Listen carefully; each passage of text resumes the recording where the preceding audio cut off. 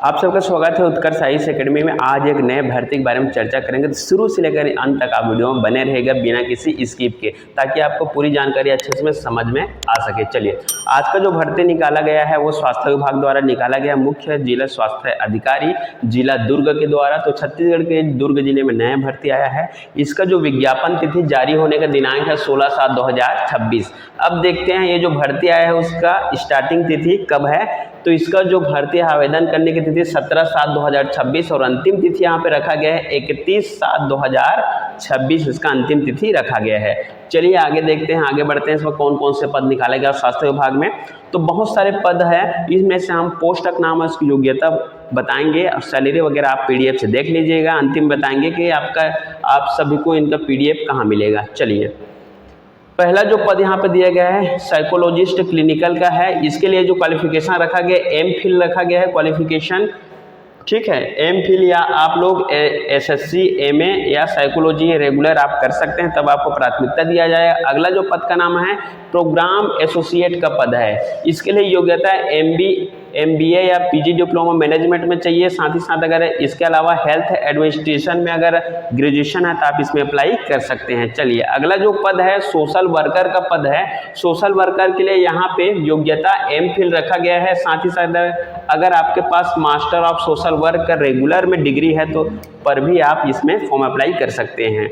अगला पद है एसटीएस। एसटीएस मतलब सीनियर ट्रीटमेंट सुपरवाइजर, यानी कि ये सैनिटरी इंस्पेक्टर का पद है। इसमें आप देख सकते हो बैचलर डिग्री होना चाहिए साइंस में या सैनिटरी इंस्पेक्टर का कोर्स होना चाहिए। साथ ही साथ कंप्यूटर में सर्टिफिकेट होना चाहिए मिनिमम 2 मंथ का और परमानेंट ड्राइविंग लाइसेंस होना चाहिए, तब इसमें आप अप्लाई कर सकते हैं, ठीक है।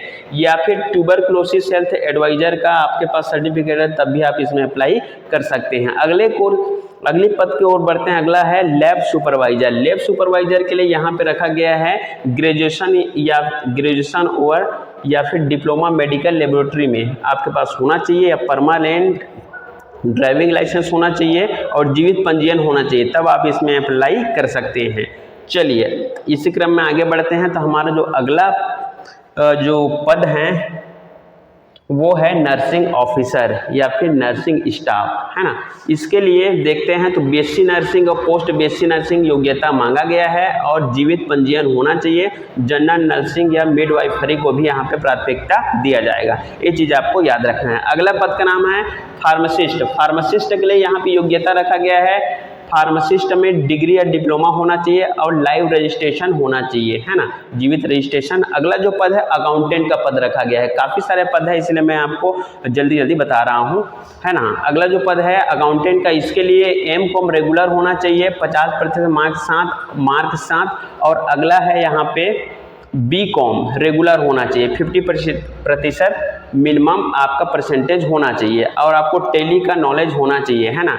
9.0 टेली कंपलसरी होनी चाहिए, ये आपको योग्यता में बताया गया है। अगला है टीबीएचबी। टीबीएचबी के लिए आपको ग्रेजुएशन होना चाहिए साइंस में। साथ ही साथ आपका एमपीडब्ल्यू और एएनएम का या फिर हेल्थ वर्कर का सर्टिफिकेट या कोर्स होना चाहिए। साथ ही साथ आपको जीवित पंजीयन या फिर कंप्यूटर ऑपरेशन का सर्टिफिकेट आपको होना चाहिए। कंप्यूटर ऑपरेटर या फिर ऑपरेशन का सर्टिफिकेट यहाँ पे मांगा गया है, तभी आप इसमें फॉर्म अप्लाई कर सकते हैं। अगला जो पद है डेंटल असिस्टेंट का, इसके लिए आपको अनिवार्य योग्यता यहाँ पे दिया गया है, मैट्रिकुलेशन पास होना चाहिए और 2 ईयर एक्सपीरियंस होना चाहिए, है ना। क्लिनिकल और जीवित पंजीयन यहाँ पे मांगा गया है, ठीक है। चलिए, अगला जो पद है वो है एमपीडब्ल्यू। एमपीडब्ल्यू का पद है ओनली मेल के लिए है, ठीक है। यहाँ पे एमपीडब्ल्यू पद के लिए आपको 12वीं पास होना चाहिए बायोलॉजी सब्जेक्ट से, और साथ ही साथ आपको मल्टीपर्पज हेल्थ वर्कर में डिप्लोमा या सर्टिफिकेट चाहिए, ठीक है। और पैरामेडिकल काउंसिल से लाइव रजिस्ट्रेशन होना चाहिए, यहाँ पे बताया गया है। चलिए, अगला जो पद है हमारा ऑप्थेल्मिक असिस्टेंट का पद है। इसके लिए 12वीं पास मांगा गया है, 12वीं उत्तीर्ण विज्ञान संकाय के लिए, और नेत्र सहायक में 2 वर्षीय का डिप्लोमा चाहिए, 2 वर्षीय प्रशिक्षण पाठ्यक्रम में डिप्लोमा, और नेत्र सहायक के रूप में पंजीयन होना अनिवार्य है, जीवित पंजीयन। जैसे कि हम लोग बार बार बता रहे हैं जीवित पंजीयन करके, जीवित पंजीयन वो मेडिकल फील्ड के लिए अलग होता है पंजीयन का, और नॉर्मल ग्रेजुएशन वाले के लिए अलग रोजगार जो केंद्र होता है वहाँ पे पंजीयन किया जाता है। तो दोनों में डिफरेंस है। चलिए अगला पद है हमारा जूनियर सेक्रेटरियल असिस्टेंट। इसके लिए रखा गया केवल 12वीं पास और कंप्यूटर डिप्लोमा 1 ईयर होना चाहिए, चाहे आप डीसीए करें, पीजीडीसीए या कोपा। कई लोगों का सवाल रहता है सर हम कोपा वाले हैं तो फॉर्म अप्लाई कर सकते हैं कि नहीं कर सकते, तो कोपा वाले हैं तो पर भी आप फॉर्म अप्लाई कर सकते हैं, डीसीए पीजीडीसीए वाले हैं तब पर भी आप इसमें फॉर्म अप्लाई कर सकते हैं। चलिए इसी क्रम में आगे बढ़ते हैं हमारा जो अगला पद नाम की ओर। अगला जो पद है वो है एएनएम। अगला जो पद है एएनएम का पद है, बीएससी नर्सिंग के जैसे स्टाफ नर्स के जैसे ही पद है। इसके लिए योग्यता 12वीं पास रखा गया है और एएनएम कोर्स होना चाहिए आपके पास और लाइव रजिस्ट्रेशन यानी जीवित पंजीयन होना चाहिए। अगला जो पद है क्लास 4 का पद है। क्लास 4 में जितने भी सुपर वगैरह हैं वो सब पद आते हैं। इसके लिए मान्यता प्राप्त संस्थान से केवल और केवल 10वीं पास होना अनिवार्य रखा गया है। अगला है वार्ड असिस्टेंट का, वार्ड असिस्टेंट या अटेंडेंट। इसके लिए जो योग्यता रखा गया मान्यता प्राप्त जो हायर सेकेंडरी स्कूल है वहाँ से आपको उत्तीर्ण होना चाहिए, 10वीं अनुत्तीर्ण, और हॉस्पिटल में काम करने का आपके पास 1 वर्ष का अनुभव होना अनिवार्य है ना। उन लोगों को आपको मान्यता दिया जाएगा। अगला जो पद है वो है supporting staff mental health unit sweeper और हाउसकीपिंग, है ना। कई बार ये पद स्वीपर के नाम से आता है, कई बार हाउसकीपिंग के पद के नाम से आता है। तो हाउसकीपर को ही स्वीपर बोला जाता है, उसका काम ही होता है साफ सफाई का। चलिए इसके लिए जो योग्यता रखा गया केवल 8वीं उत्तीर्ण रखा गया है, तो आप इसमें अप्लाई कर सकते हैं। और पोस्ट नंबर 18 है सिक्योरिटी गार्ड। सिक्योरिटी गार्ड के लिए यहाँ पे मान्यता प्राप्त संस्था से 10वीं पास होना चाहिए, साथ ही साथ आपका शारीरिक ऊंचाई जो है 160 सेंटीमीटर होना चाहिए। यहाँ पे और दिया गया है अगर आपके पास अनुभव है तो अनुभव को यहाँ पे प्राथमिकता दिया जाएगा।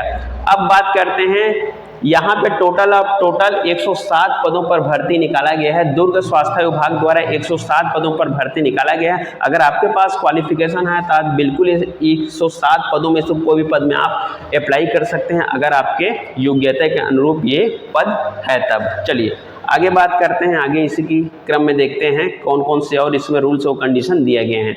तो सबसे पहले मैं आपको बता दूं ये जो पद जितने भी निकाले गए स्वास्थ्य विभाग में ये टोटल ऑनलाइन होने वाला है। इसमें आपको ऑनलाइन तरीके से फॉर्म अप्लाई करना है, ऑफलाइन का कोई माध्यम नहीं है, पोस्ट वगैरह नहीं करना है आपको, ऑनलाइन तरीके से आपको फॉर्म अप्लाई करना है। यहाँ पे ऑनलाइन के लिए वेबसाइट दे दिया गया है www.durg.com। यहाँ पे आपको ऑनलाइन फॉर्म अप्लाई करना है। यहाँ पे ऑनलाइन अप्लाई करने के लिए पूरा प्रोसेस बता दिया गया है। ऑनलाइन आप सबमिट करेंगे एप्लीकेशन तो प्रिंट निकाल के आपको इसका हार्ड कॉपी रख लेना है। जब सत्यापन के लिए मंगाया जाएगा तब वहाँ पे आपको दिखाना है और हस्ताक्षर आवेदन अपलोड करें। जो भी दस्तावेज अपलोड करेंगे उस स्वयं के द्वारा सत्यापित होना चाहिए, ठीक है। ऐसा नहीं कि सत्यापित नहीं किए हैं तो आपका वो जो फॉर्म है रिजेक्ट कर दिया जाएगा। चलिए अगली कड़ी में बढ़ते हैं। आगे है आयु सीमा। आयु सीमा मोस्ट इंपोर्टेंट में से एक है। चलिए तो इसके लिए आयु सीमा कम से कम 18 वर्ष रखा गया है। जो भी डॉक्टर के पद है, चिकित्सीय पद है जैसे कि नर्स वगैरह है उनके लिए 70 वर्ष रखा गया है और बाकी जो क्लर्क प्रबंधकीय कार्य है उसके लिए 64 वर्ष अधिकतम उम्र रखा गया है, ठीक है। तो अधिकतम उम्र जो है 70 वर्ष रखा गया है। केवल चिकित्सकीय पद के लिए जो एएनएम है और नेत्र सहायक है और नर्स है उनके लिए 70 वर्ष है, और जो क्लर्क का पद है, कंप्यूटर वाले पद है, उनके लिए आपको 64 वर्ष अधिकतम आयु रखा गया है। आयु की गणना 1 जनवरी 2026 का आधार पर किया जाएगा। तो आप देख सकते हो 1 जनवरी 2026 के आधार पर आपका आयु क्या है आज के डेट में, है ना। चलिए आगे बात करते हैं दस्तावेज का। कौन कौन से दस्तावेज आपको लगाना है, तो यहाँ पर दस्तावेज दिया गया है। 10वीं की अंकसूची, जन्म प्रमाण पत्र के लिए कई लोगों को जन्म प्रमाण पत्र नहीं बना होता तो 10वीं की अंकसूची आप लगा सकते हैं जिससे आपका जन्म प्रमाण पत्र सिद्ध हो सके। चलिए अगला है 12वीं की अंकसूची लगाना है। स्नातक स्नातकोत्तर का आपको अंकसूची लगाना है। काउंसलिंग जीवित प्रमाण पत्र जैसा कि मैंने बताया है।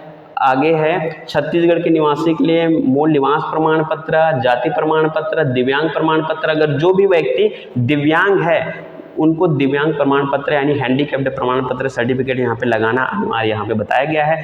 पहचान प्रमाण पत्र के लिए आपका वोटर आईडी हो सकता है, आधार कार्ड लगाना है, ड्राइविंग लाइसेंस लगाना है या पैन कार्ड।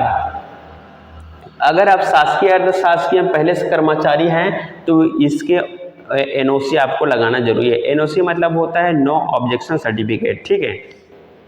आगे है अनुभव, यहाँ पे अनुभव प्रमाण पत्र। अगर आपके पास अनुभव प्रमाण पत्र है, कोई कार्य या फिर संस्थान में कार्य करने का अनुभव प्रमाण पत्र, तो यहाँ पे बिल्कुल आप लगा सकते हैं अनुभव प्रमाण पत्र। इसमें आपको बोनस मिलेगा 3 अंक से लेकर 15 अंक तक, ठीक है, बोनस मिल जाएगा यहाँ पे जैसे कि दिया गया है। चलिए आगे बढ़ते हैं इसी क्रम में। तो यहाँ पे बहुत सारे रूल्स और कंडीशंस दिए गए हैं, जैसे कि ये पूरा रूल्स और कंडीशंस दिए गए हैं, है ना। यहाँ पे भी बहुत सारे रूल्स और कंडीशंस दिए गए हैं, ये देख सकते हैं आप लोग। अब बात करते हैं इसके पीडीएफ के बारे में। तो आप सभी जितने भी अभ्यर्थी इच्छुक हैं जो इसमें फॉर्म अप्लाई करना चाहते हैं, आप सभी को नीचे दिए गए लिंक पे क्लिक करना है। वीडियो के नीचे लिंक दिया गया है, कमेंट बॉक्स में क्लिक करना है। आप डायरेक्ट हमारे टेलीग्राम चैनल पे चले जाएंगे, वहाँ पे आपको इसका पीडीएफ मिल जाएगा। जितने भी जानकारी और यहाँ पे कंडीशंस दिए गए हैं उसको आप अच्छे से पढ़ सकते हैं हमारे टेलीग्राम से डाउनलोड करके, और इसमें फॉर्म अप्लाई आप कर सकते हो। और किसी प्रकार के आपको क्वेरी हो मन में तो आप नीचे दिए गए कमेंट बॉक्स में कमेंट करें, ताकि हम आपके कमेंट का जवाब दे सकते हैं। हम त्वरित किसी भी का कमेंट का तुरंत जवाब दे देते हैं, तो किसी प्रकार का आपको लेट विंटेज नहीं होगा। तो आज के लिए आज का जो जानकारी है पूर्ण हो चुका है।